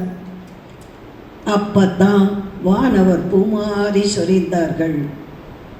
திருநீலகண்டம் என்ற வார்த்தையின் ஆணைக்காக எந்த பெண்ணையும் மனதால் கூட தொடமாட்டேன் என்று வாழ்ந்த புலன் அடக்கம். மாடு மாதிரி திரிச்சவர் புலனடக்கத்தில் யோகி மாதிரி வந்துட்டார்னா பெண்ணின்பத்தை துறக்கிறது அவ்வளோ சுலபம்னு நான் நினைக்கிறீங்க? சாமியாரா மடாதிபதியாக போய் உட்கார்ந்ததுக்கப்புறம் பொம்பளை போய் மேலே விழுகால. எத்தனை பார்க்குறோம், எத்தனை போலி சாமியார்களை பற்றியெல்லாம் கேட்குறோம். அவங்களுக்கு அடக்கம் இல்லை. ஐம்புலனை அடக்கியவர்கள் தான் யோகியம். அது மாதிரி சிலரால் தான் முடியும். சில மடங்களில் கல்யாணம் ஆகி இன்பத்தை அனுபவித்த பிறகு சன்னியாசியாகும். சில வைஷ்ணவ மடங்கள் அந்த மாதிரி உண்டு. இப்போ காஞ்சி பெரியவர்களோ தர்மபுரம் ஆதீனமோ அவர்கள்லாம் கல்யாணமே பண்ணிக்காமல் நேர சன்னியாசம். ஒவ்வொன்றுக்கும் ஒரு ஆச்சாரம், தப்பு நான் சொல்றது. கடுமையான பிரம்மச்சரியம். அவ்வளவு சின்ன வயசில் பொம்பளையோடு சுற்றிக்கிட்டு இருந்தவர் அந்த திருநீலகண்டம் என்ற பெயருக்கு வந்த ஆணையாலே மனைவியில் எந்த பெண்ணையுமே மனசால கூட தொடமாட்டேன் வாழ்ந்தாரே அவர்தான் பெரியவர். உங்களுக்கு ஞாபகம் இருக்குன்னு நினைக்கிற ஒரு சினிமா பாட்டு, என்ன பாட்டு? கண்ணதாசன் பாட்டு. ஞாபகம் இருக்கா? திருநீலகண்டரை குறிப்பிட்ட பாட்டு. யாருக்காவது தெரியுதா? சொல்லுங்க பார்ப்போம். திருநீலகண்டரை பற்றி வந்த பாட்டு. ஒரு பொண்டாட்டி புருஷனை பார்த்து நம்ம தொடக்கூடாது என்னன்ட்டா. அப்போ அந்த புருஷன் பாடுறான், நிலவை பார்த்து வானம் சொன்னது என்னை தொடாதே, நிழலை பார்த்து பூமி சொன்னது என்னை தொடாதே, நதியை பார்த்து நாணல் சொன்னது என்னை தொடாதே, நாளை பார்த்து இரவு சொன்னது என்னை தொடாதே. இது சினிமா பாட்டுன்னு நினைக்கிறீங்க, அதில் எவ்வளவு ஆழமான அர்த்தம். நிலவை பார்த்து வானம் என்ன நீ தொடக்கூடாதுன்னா நிலவு எங்கே போகும்? நிழல் பூமியில் தானே விழும். பூமி நீ என்னை தொடாத அப்படின்னு நிழலை சொன்னால் நிழல் எங்கே போகும்? நதிக்கரையில் தானே நாடல். அந்த நாடல் நதியை பார்த்து என்னை தொடாத அப்படின்னா அது எங்கே போகும்? பகலும் இரவும் தொட்டுக்கொள்ளவில்லை என்று சொன்னால் எப்படி ஒரு சந்தியா காலம் வரும்? நாளை பார்த்து இரவு சொன்னது என்னை தொடாதே. கொடுமை அல்லவோ தீண்டாமை என்பது, புதுமை அல்லவே அதை நீயும் சொன்னது, சொன்ன வார்த்தையும் இரவல் தானது, திருநீலகண்டரின் மனைவி சொன்னது, திருநீலகண்டரின் மனைவி சொன்னது. சினிமா பாட்டில் ஒரு அடியார் வரலாற்றை கொண்டது வச்சிருக்கார் கவியரசன். புரியுதா? திருநீலகண்டருடைய மனைவி என்னை தொடாதேன்னு சொன்னான். என் பொண்டாட்டி நீ இப்போ என்னை தொடாதேன்னு சொல்லிட்ட, நான் தொடலம்மா, ஒன்றும் இல்லைம்மா, எந்த பொம்பளையும் தொடலம்மா, மனசால கூட தொடலம்மா என்று ஒரு உத்தமமான கணவன் நாமத்தின் பெயரால் சத்தியத்தை பின்பற்றினதால் வானவர் பூமாரி சபித்தார்கள். இப்போ கிழவரா வந்த சிவன் உமையோடு பாகனாக காட்சி கொடுத்தார்.